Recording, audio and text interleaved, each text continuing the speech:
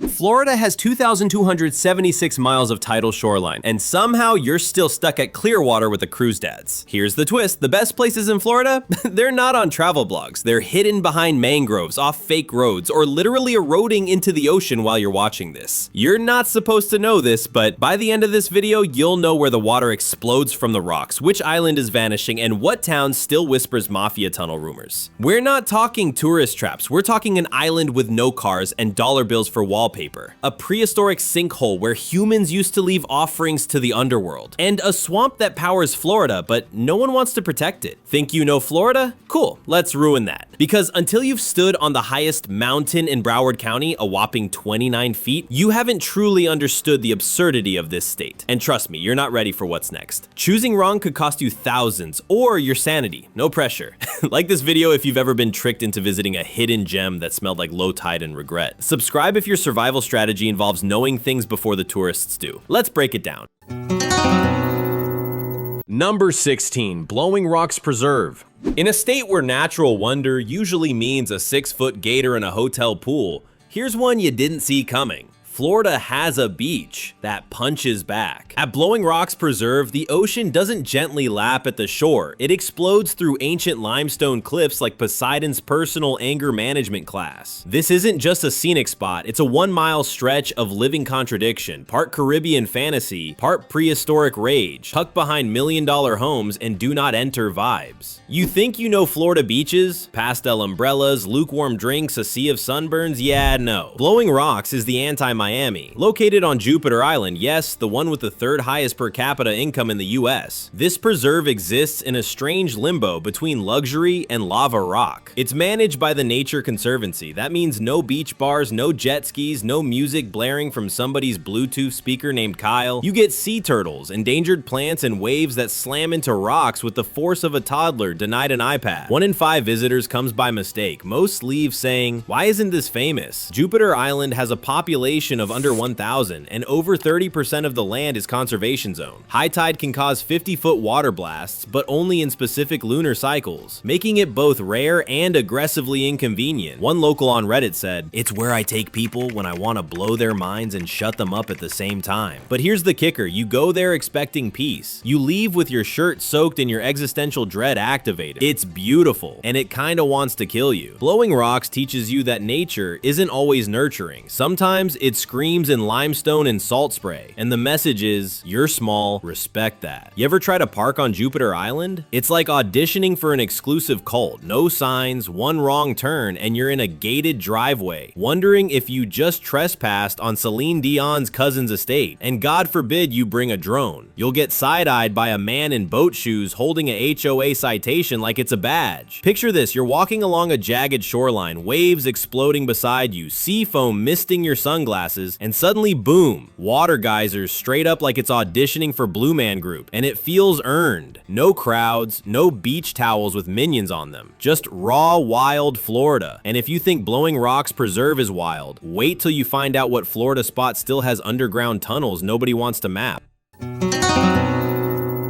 Number 15, Cedar Key. In 1860, Cedar Key was one of the busiest ports in Florida. Now, the most traffic you'll see is a blue heron casually blocking the only road into town like it owns the place. Because honestly, it kind of does. Here's the thing, Cedar Key doesn't feel like Florida. It feels like someone built a town, then accidentally time-locked it in the 1970s. No Starbucks, no chain hotels, no 5G, just tide charts and crab traps. You've heard of Key West, you've maybe faked interest in Key Largo, but Cedar Key? That's the one Florida forgot to commercialize, and that's exactly why locals love it. It's built on stilts, battered by hurricanes, and somehow still standing like your grandma's house after 3 divorces in a Category 4. There's art, oysters, and just enough Wi-Fi to stream one video, but only if your cousin isn't on Netflix. Here's what they don't put in the brochures: median age, 57, population, under 800, cell signal, housing prices, surprisingly fair. You can find a house for under $300K with a view of the Gulf and a porch older than your great aunt's politics. Crime rate, basically non-existent unless you count pelicans stealing bait. Cedar Key is Florida's best kept secret, one Redditor wrote, and we'd appreciate it if you'd stop talking about it. You're welcome, Tim from RR Florida Man. But then something hits you. The slow pace isn't just relaxing, it's disarming. It turns out the real danger isn't crime, it's learning to like your own company. This is a town where locals still wave at you because they know your car isn't from here. You'll find yourself ditching your phone, ignoring the news, and asking questions questions like, what tide is good for clamming today? And somehow that hits harder than any vacation brochure ever could. Okay, but can we talk about the smell? Not always, but sometimes that low tide swamp mixed with dead seaweed perfume. It's like nature crop dusted the whole town. Don't wear sandals near the marsh unless you're emotionally prepared to sink 2 inches into regret. And if you think Cedar Key is where weird goes to retire, wait till you see the Florida spot where the ocean is literally eating the island.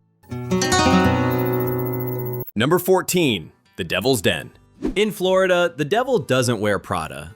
He wears a snorkel. Welcome to the Devil's Den, a prehistoric underground spring where the water is 72 degrees Fahrenheit year-round, the light filters through a hole in the ceiling like divine intervention, and the vibe is somewhere between natural wonder and accidental portal to the underworld. Williston, Florida. You've probably never heard of it unless you're from Florida, in which case you've still probably driven past it while desperately searching for a gas station with clean bathrooms. It's farm country, horse country, definitely not fancy country. But buried beneath a limestone crust is Devil's Den Spring, a sinkhole so cinematic it looks AI generated. Here's what you don't expect. The cave has been used by humans for over 10,000 years. Fossilized remains from the Pleistocene era were found in the water. It's privately owned and run like a dive park. You can snorkel, but only with gear. You can't just show up in floaties and vibes. The opening at the top lets in natural light that literally makes the water glow. And yes, the name came from the steam rising through the ground on cold morning. Early settlers thought it was Hell's Mouth, because of course Florida has a gateway to hell behind a Dollar General. Local comment on Reddit: if Satan had a pool, it'd look like this. Clean, chilly, and somehow weirder than it sounds. Devil's Den is not some tourist-packed beach. You have to sign a waiver, bring your own gear, or rent it, and actually follow rules. So yes, it's beautiful, but it doesn't care if you're on vacation. This place exists for people who know what to do with a flashlight and a wetsuit, not for folks looking to tan and drink White Claws. And the moment you dive in, everything goes silent. Just the sound of your breath, the prehistoric blue glow around you, and the sudden, inescapable awareness that you are very small in a world that's very old. Oh, and a quick shout out to Florida signage. Why is it that the more magical the location, the more it looks like you're about to get scammed for septic repair? You're driving past cow pastures and rundown RVs, and then boom, Devil's Den, spray painted on plywood like a warning or a dare. Age 33 million years. The sinkhole, not Williston. Water temp 72 degrees Fahrenheit year-round. Depth 50 feet. Entry fee $15-25. Town population 2,700. Be honest, would you swim in a prehistoric sinkhole called the Devil's Den? Yes? No?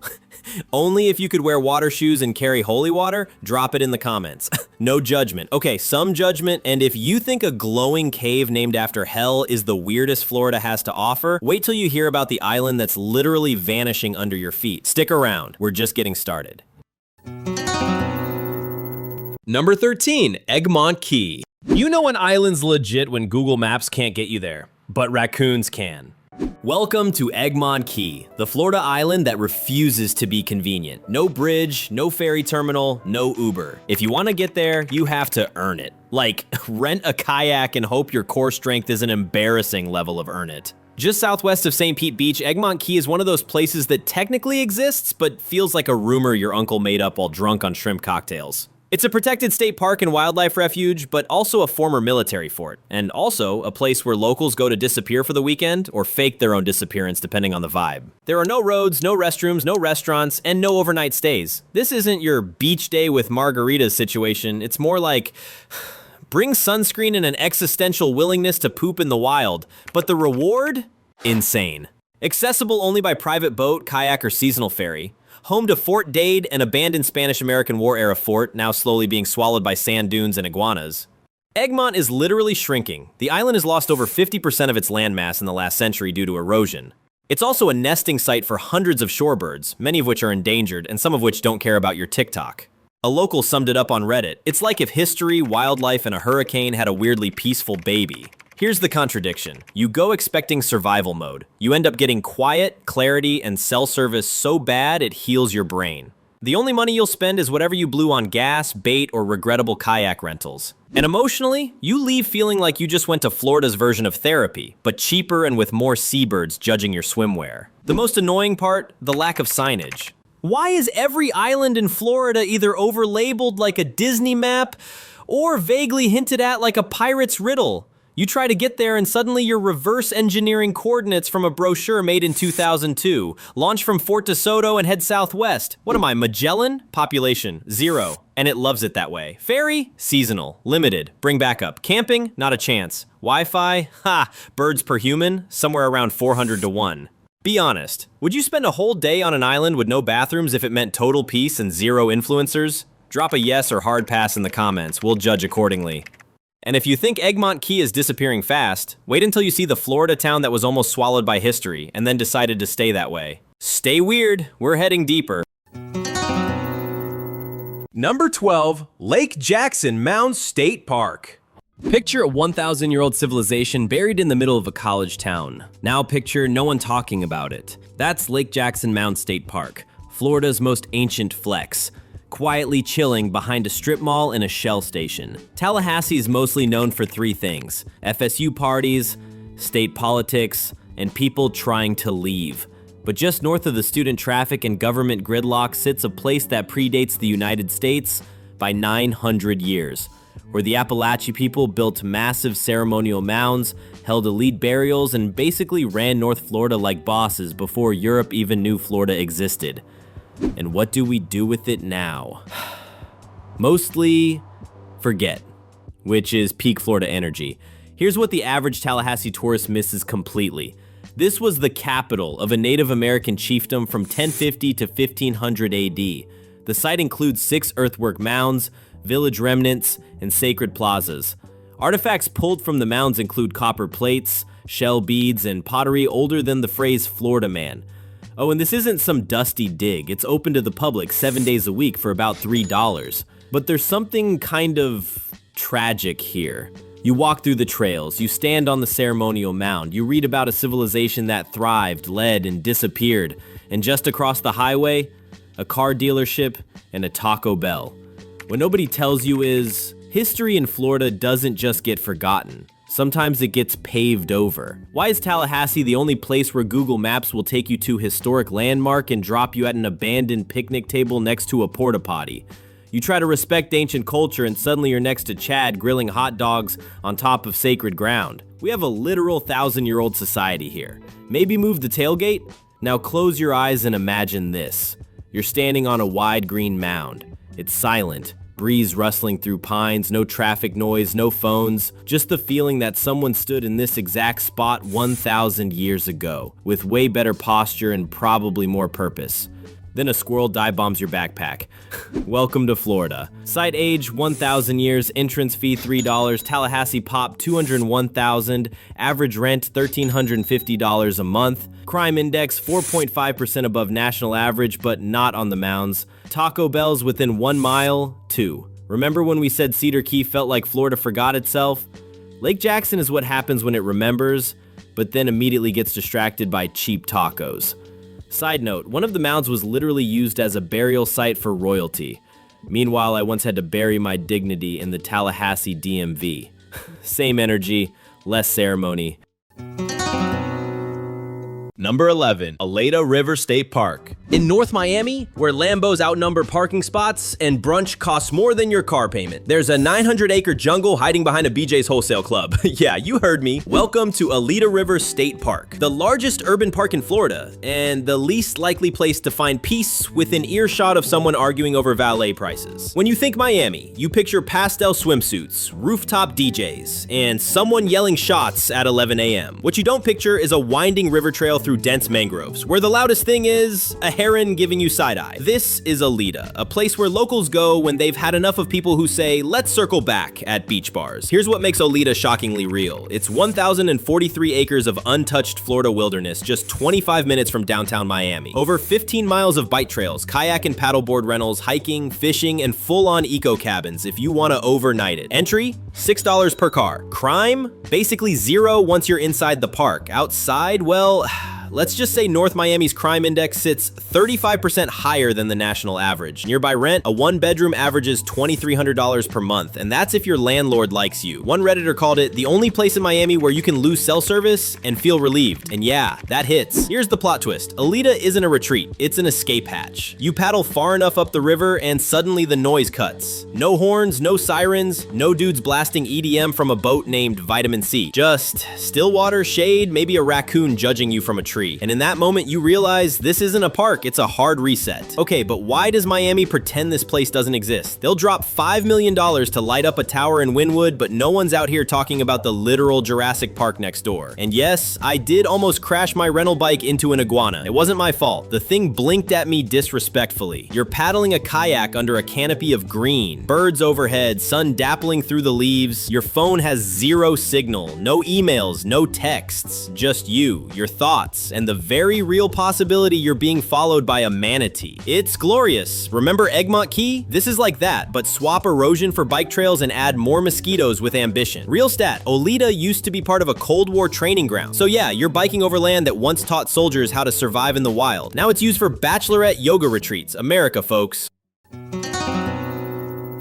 Number 10, Cabbage Key. There's an island in Florida where you can't drive, there's no address, and the bar walls are covered in over $70,000 worth of dollar bills. Welcome to Cabbage Key. Population, vibes. No bridges, no streets, no gas stations. If you want in, you're either arriving by boat or you're already a ghost. Southwest Florida is usually all high-rise condos, Margaritaville resorts, and pool noodles. But Cabbage Key, it's the plot twist. This place is what happens when someone takes an old fishing island, doesn't ruin it, and just lets the stories build up like barnacles. There's one restaurant, a couple of cottages, and a tower you can climb to remind yourself how far you are from anything that requires a password. Here's what makes this place insane, in a good way. The island is only 100 acres and there are 0 roads. You get around by foot, dock, or instinct. The bar is legendary, covered in signed $1 bills from locals, tourists, and maybe a few pirates. Cabbage Key is rumored to be the real birthplace of Jimmy Buffett's Cheeseburger in Paradise. The restaurant has no printed menu. The waitstaff recite it from memory. If you don't trust people who speak in shrimp specials, maybe stay home. Local wildlife includes gopher tortoises, herons, and at least one raccoon that's probably seen more than most therapists. So what happens if you actually try to live here? You unplug, you slow down, you realize that Amazon Prime doesn't deliver to a dock. There's no crime rate because who would commit one? There are 7 people and a bartender who will absolutely remember what you did last night. And somehow it works, because Cabbage Key isn't built for convenience, it's built for presence. The kind you can't fake, the kind that shh, don't ruin it. Here's the thing though, you will get lost trying to find the marina that gets you to the island. Why? Because all the roads around it are named things like Island Drive, Island Avenue, Island Court. Thanks Florida, super helpful. Nothing like shouting, I'm already on an island, while your GPS tells you to do a U-turn into the Gulf. Would you spend a weekend on an island with no cars, no Wi-Fi, and one restaurant? Look, if Egmont Key is Florida's vanishing act, Cabbage Key is Florida's whispered secret. Same isolation, just more lime wedges. Fun fact, the water tower here was once used as a lighthouse, because apparently in Florida, every structure has had at least 3 careers.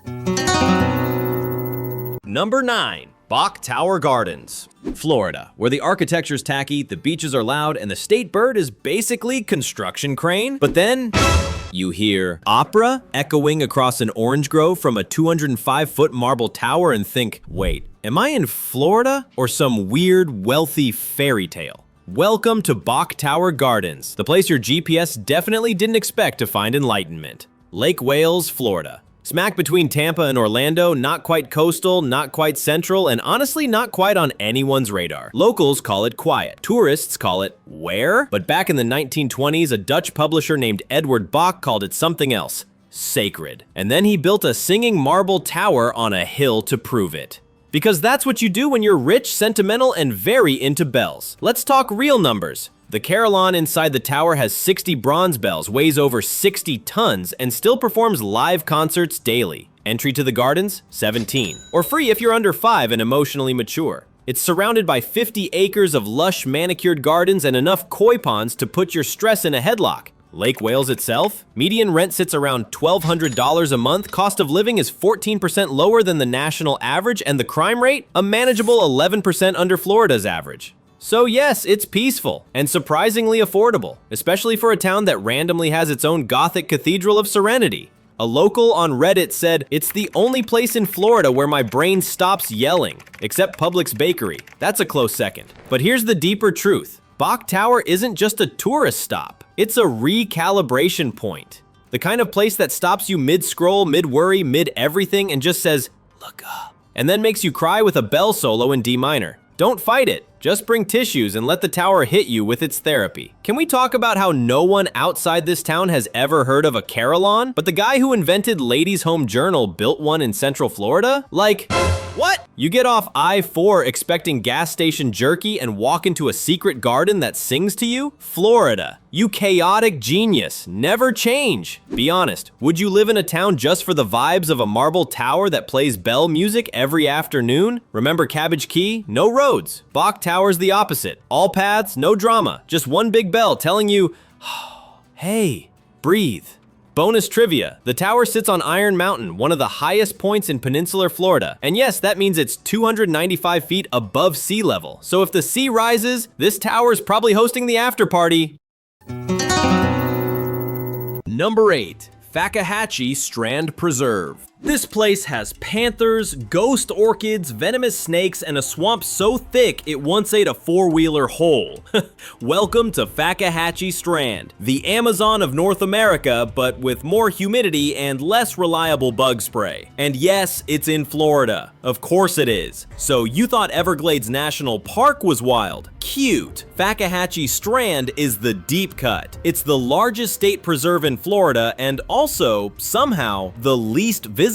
Why? Because you don't find Fakahatchee, it finds you. It's located just west of Copeland, Florida, a town with no stoplights, no restaurants, and probably fewer people than there are alligators per square mile. Now, let's talk facts. Home to over 44 species of native orchids, including the super rare ghost orchid, which only blooms in total silence. No joke. Florida panthers still roam here, feral hogs too, and black bears. So, bring snacks, but not meat-based ones. Hiking trails? Technically yes, but trail here means mildly drier swamp. It's part of the greater Everglades ecosystem, but locals call it the Strand, like it's a backroom speakeasy for nature nerds. Rent in nearby Naples averages $2,800 per month. In Copeland, you'd be lucky to find a structure that has plumbing, much less Zillow exposure. One local online put it like this: if Jurassic Park and a fever dream had a baby, it would be Fakahatchee, and they meant that as a compliment. Here's what makes this place matter. Fakahatchee doesn't care about your schedule. It doesn't post thirst traps on Instagram. It just exists. Ancient, weird, swampy, like Florida before the Airbnbs arrived. And when you're standing knee-deep in water, surrounded by cypress trees and dragonflies the size of smartphones, it hits you. You're not visiting nature. You're trespassing in something older than your entire family tree. Let's get real. Florida, can we please label your parks better? Preserve entrance is not a helpful sign when there are 3 different dirt roads, 2 of which end in what I can only describe as mosquito hell. Also, no bathrooms, no map kiosks, just vibes and a 40% chance of snake boots being necessary. Adventure is great.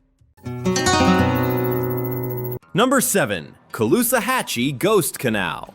There's a river in Florida that was so heavily engineered it stopped being a river, and then kinda became a ghost. This is the Caloosahatchee Canal, or as I like to call it, Florida's Frankenstein waterway. It's not haunted by spirits. It's haunted by bad decisions, poor planning, and a surprising amount of cow manure. Yeah, we're going there. So here's what the brochure won't tell you. The Caloosahatchee was once a natural winding river, a peaceful waterway that carried canoes, manatees, and the occasional gator with attitude. But Florida looked at it and said, what if we made it worse? In the 1800s, developers dug a canal through a lake, blew up parts of the riverbed, and force-fed the thing straight into Lake Okeechobee. Because progress. Let's break it down. The Caloosahatchee River now acts as a drainage canal for Big Sugar and Central Florida runoff. Water quality here has been legally classified as not great since the early 2000s. Algae blooms? Constant. Sometimes glowing. Sometimes smelly. Sometimes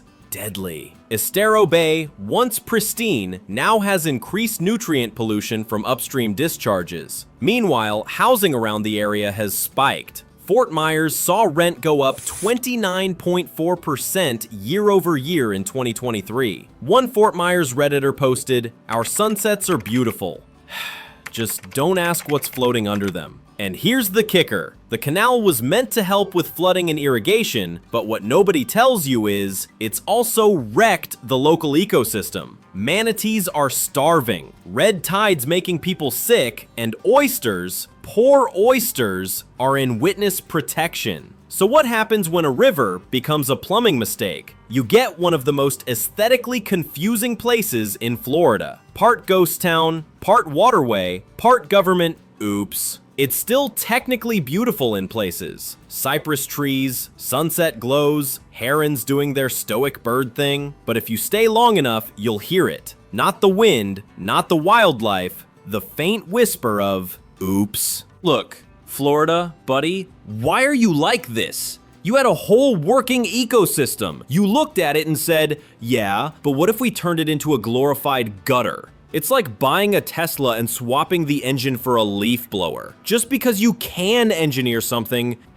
doesn't mean you should. Would you swim in a canal that used to be a river and now might glow at night for non-magical reasons? Lake Jackson in Tallahassee? Peaceful, sacred, and old. The Caloosahatchee? A canal so botched it makes the LA River look like a spa. And the LA River is literally a cement ditch. Remember when we visited the Amazon of North America? Yeah, well, this one's the uncle who tried to build his own Amazon with cinder blocks. And if you think Caloosahatchee's chaos is peak Florida regret, just wait until you visit a spot so isolated it's basically Florida's version of a locked diary, with boat-only access, wild horses, and maybe a smuggler or two. Number 6. St. Mark's Wildlife Refuge. You ever wander so far off the Florida map you half expect to find a lost Spanish galleon, a gator in a suit, or a forest ranger named Earl who's also a ghost?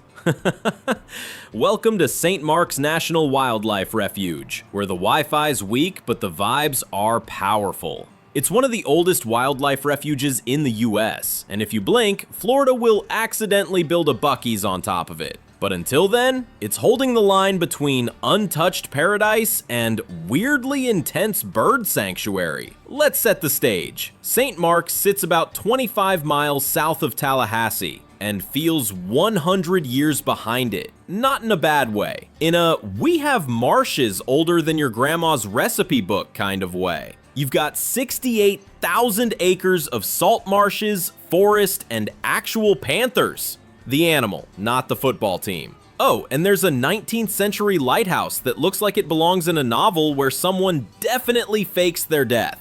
But here's the twist. Almost no one talks about it. Tourists miss it. Influencers don't get it. Locals?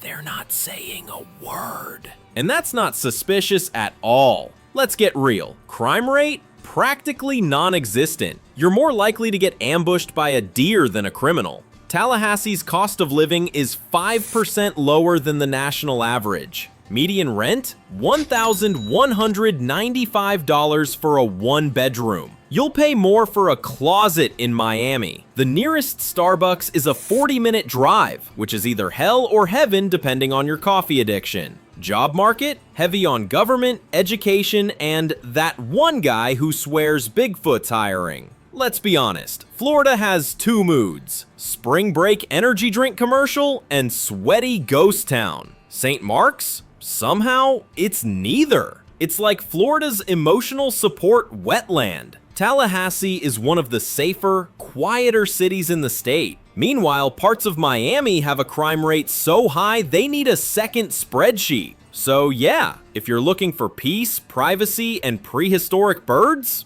head north. Remember Egmont Key, where you had to try to get lost? St. Mark's is where you accidentally disappear and come back a poet. And if St. Mark's felt like a dream you weren't supposed to wake up from, the next place? Let's just say it's where Florida goes full secret society, with moss, magic, and a very suspicious lack of cell service. You're gonna wanna see this. Number 5, Hontoon Island. You ever visit a place that's so peaceful your phone gives up and your brain actually restarts? That's Hontoon Island, a Florida state park with no roads, no cars, and no one yelling into a Bluetooth headset at 7 a.m. It's like stepping into an alternate timeline where the only traffic is turtles. Let's zoom in. Tucked in the St. Johns River near DeLand, Hontoon Island is only accessible by ferry, kayak, or sheer stubbornness. no bridges, no Uber, and definitely no gas stations selling boiled peanuts and lotto scratchers. Here, life slows down to a crawl, literally. The local pace is manatee. It's the kind of place where you hike, camp, and bike, then nap so hard you forget your own middle name. Tourists don't even realize it's there. Locals? They treat it like Fight Club. First rule of Hontoon? You don't TikTok Hontoon. Now let's talk details. The nearest town, DeLand, has a cost of living about 6% below the national average. Average rent in DeLand? Around $1,350 for a one-bedroom. Crime rate?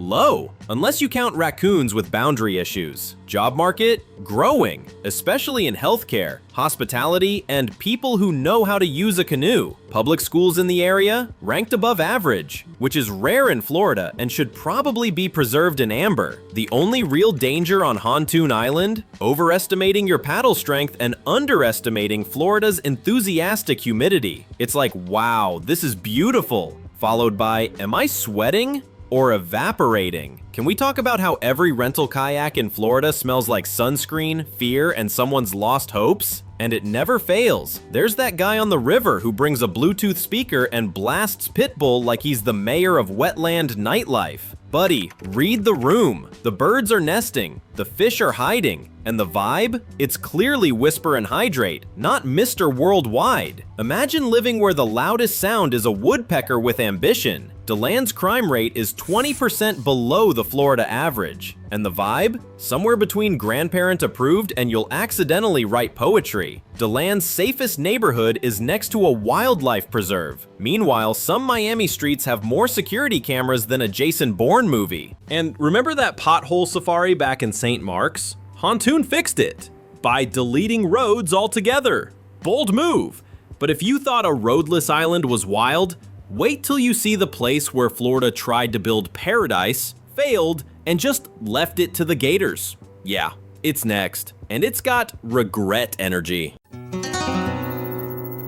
Number 4, Ginnie Springs. If you've ever wanted to swim in water so clear it feels like trespassing in a screensaver, but also maybe risk accidentally joining a beer pong tournament hosted by shirtless frat ghosts, welcome to Ginnie Springs. But only on a weekday. Weekends? That's when the Florida man spawns. Ginnie Springs is the kind of place that looks like it should charge admission just to glance at it. It's in High Springs, about 40 minutes from Gainesville. Surrounded by moss-draped cypress trees, the spring water stays a crisp 72 degrees Fahrenheit year-round, like nature's infinity pool. If it came with warnings about natural cave systems and floating coolers. Locals know, weekdays equals heaven, weekends equals chaos disguised as tubing. It's a strange duality. Monday through Thursday, it's the zen of crystal water. By Friday night, it's like a live leak highlight reel hosted by Jimmy Buffett. Let's talk about weekend river bros. Every time I go, there's that one guy who brought a full-sized grill on a paddleboard. He's cooking ribs, DJing from his phone, and somehow still holding a beer with both hands. Meanwhile, a bachelorette party floats by screaming, "Woo!" like it's a currency. It's Florida's version of Burning Man. Just add water and zero self-awareness. Want safety and stillness? High Springs has a crime rate 20% lower than Tallahassee. But go on the wrong day and the only thing you'll be dodging is projectile flip-flops. Compare this to Miami, where chaos is a full-time job. Here, it's just a part-time gig with better water clarity. Remember the guy blasting Pitbull from a kayak at Hontoon? His cousin DJs weekends at Ginnie. It's genetic.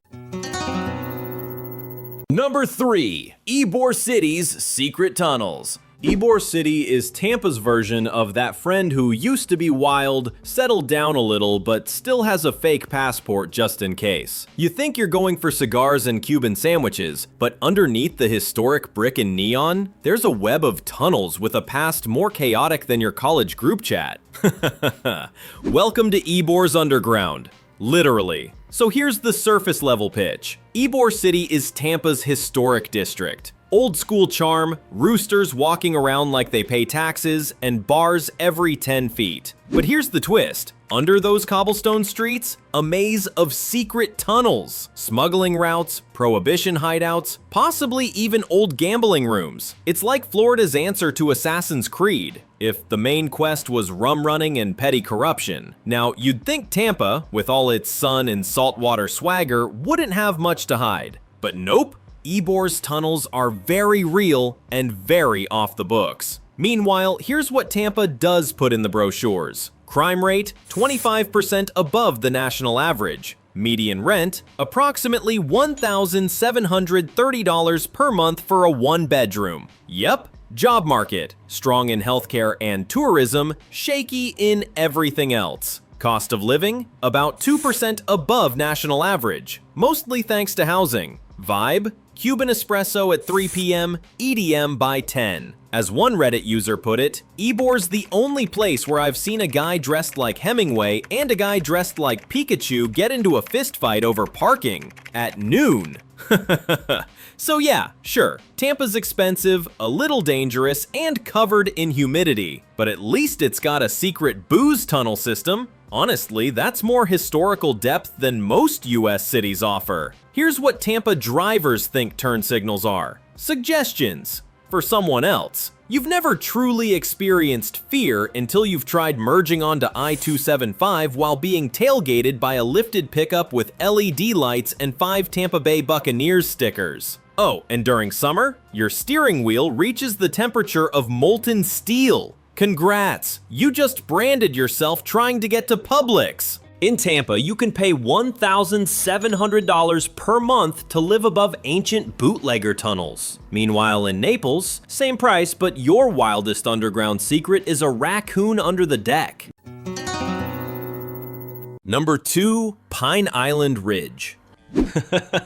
Ah yes, Pine Island Ridge. A place that answers the question, what if Florida had a hill, and immediately panicked about it? Welcome to one of the highest points in South Florida, a staggering 29 feet above sea level. Whew. That's not a typo, that's an existential crisis with a zip code. Let's set the scene. You're in Davie, a town that feels like Florida misread the Old West and decided to double down. Horses? Common. Pickup trucks with dual flags? Standard. Now zoom in to Pine Island Ridge, a pocket of elevation, pine forest, and quiet trails that shouldn't exist here. It's lush, it's weirdly peaceful, and because it's Florida, yes, it was once underwater. Now here's the catch. The area feels remote and hidden, but it's actually wedged between shopping plazas, retirement condos, and a golf course named after an insurance salesman. It's a wild contradiction.